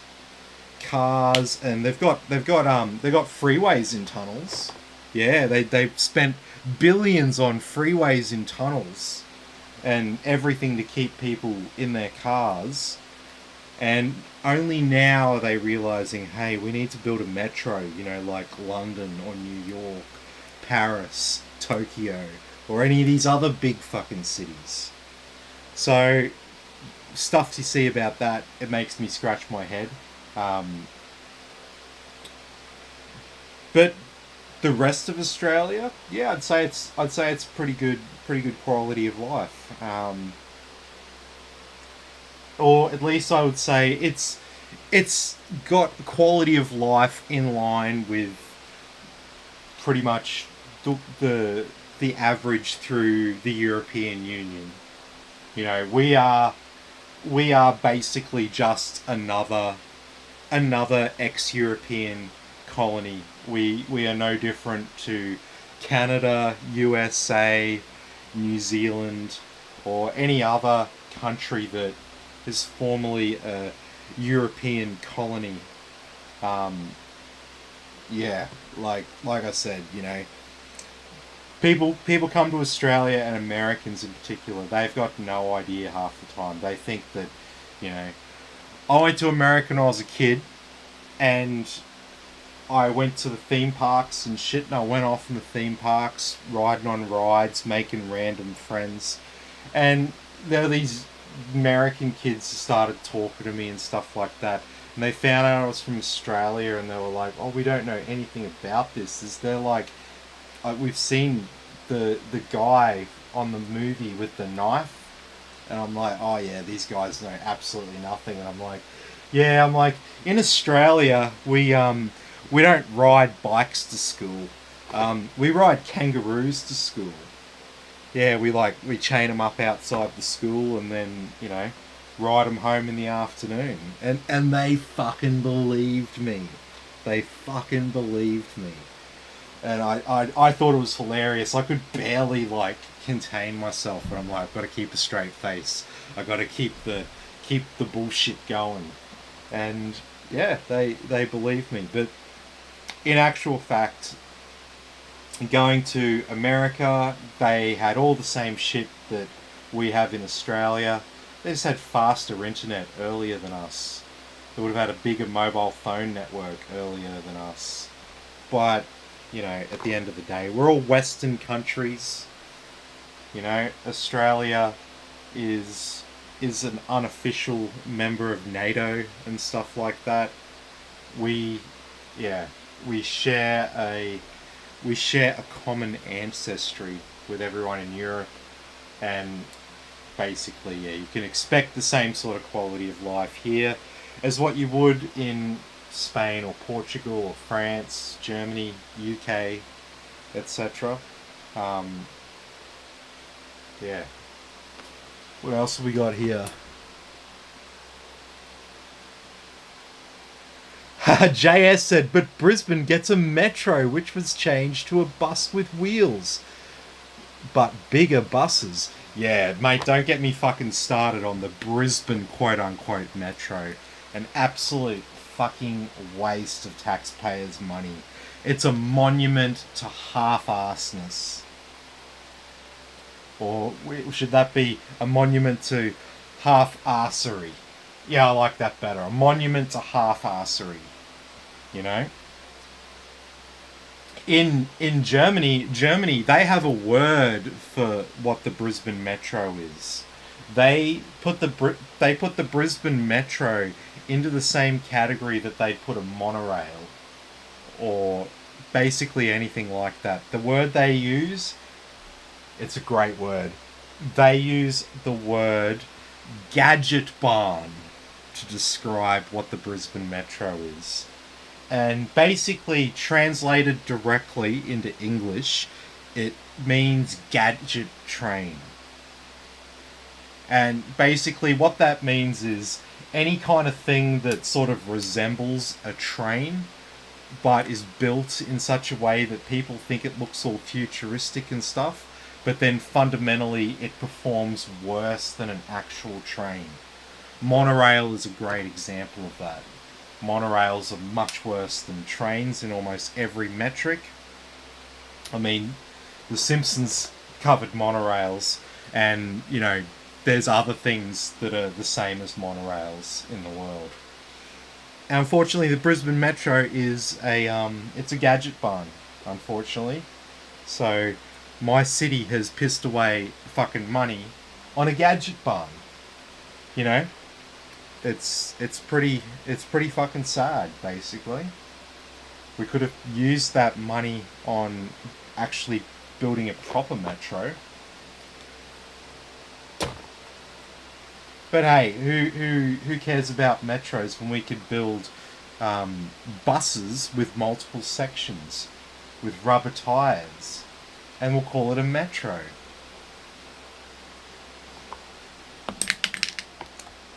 Don't worry. Someone else has asked before we sign off, hello, is it possible to change the colour of the LED using some software on the 4080 PNY? I'm building a computer with the same settings as yours, thank you. So you should be able to address the lighting on your graphics card from the RGB software that comes with your motherboard. If you can't, you should be able to download some sort of drivers from PNY's website to control the RGB. But I'm pretty sure, I've got the other computer open here now. Let me go into it.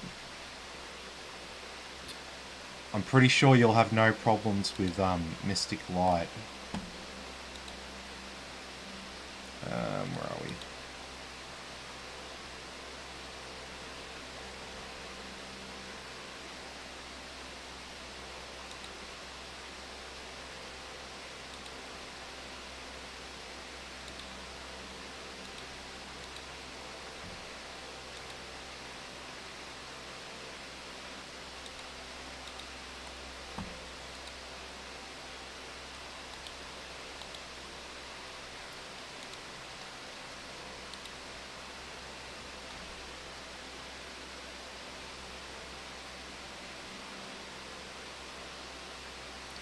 Let me have a look here.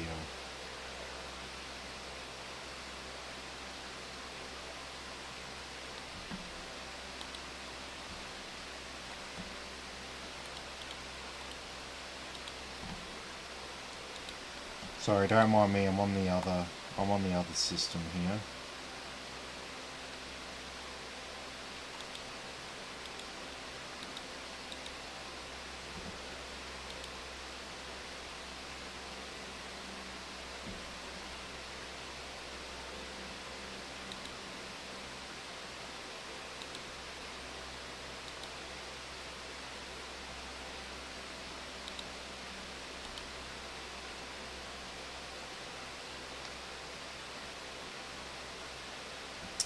Okay, so it's not controlling it.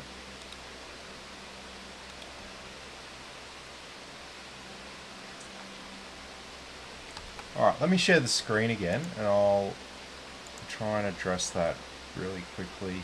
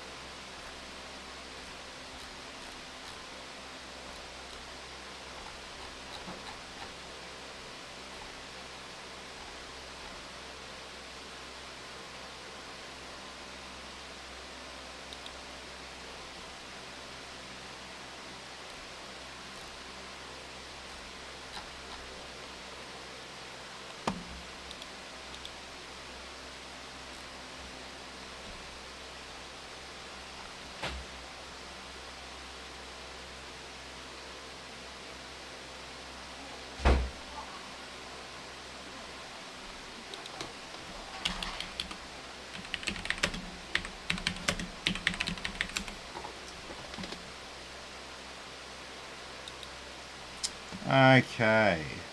Alright. So this should be it right here.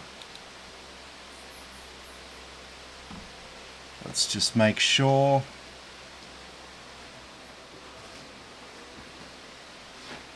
Hey. We had some dramas here tonight. Oh, really? Cable caught fire. What? Yeah, fucking RGB cable. Fuck. Yeah.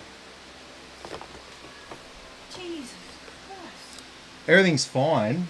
I just might have to do a bit of surgery on a cable. Holy shit. Oh. Luckily I noticed it. Yeah. Because nothing, everything else is fine.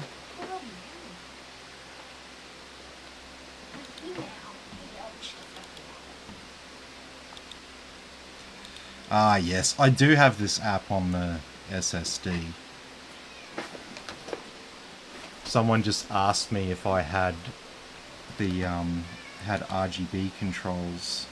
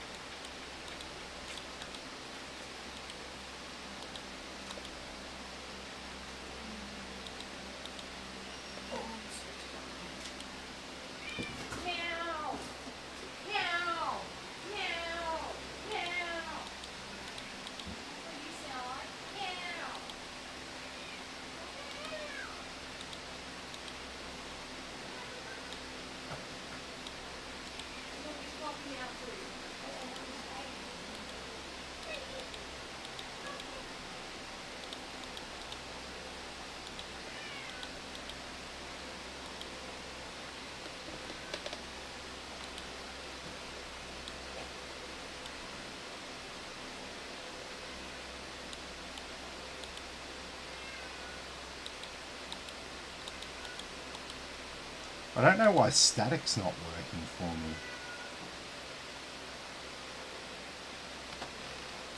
me. Anyway, you can have a play around. So download this Velocity X app.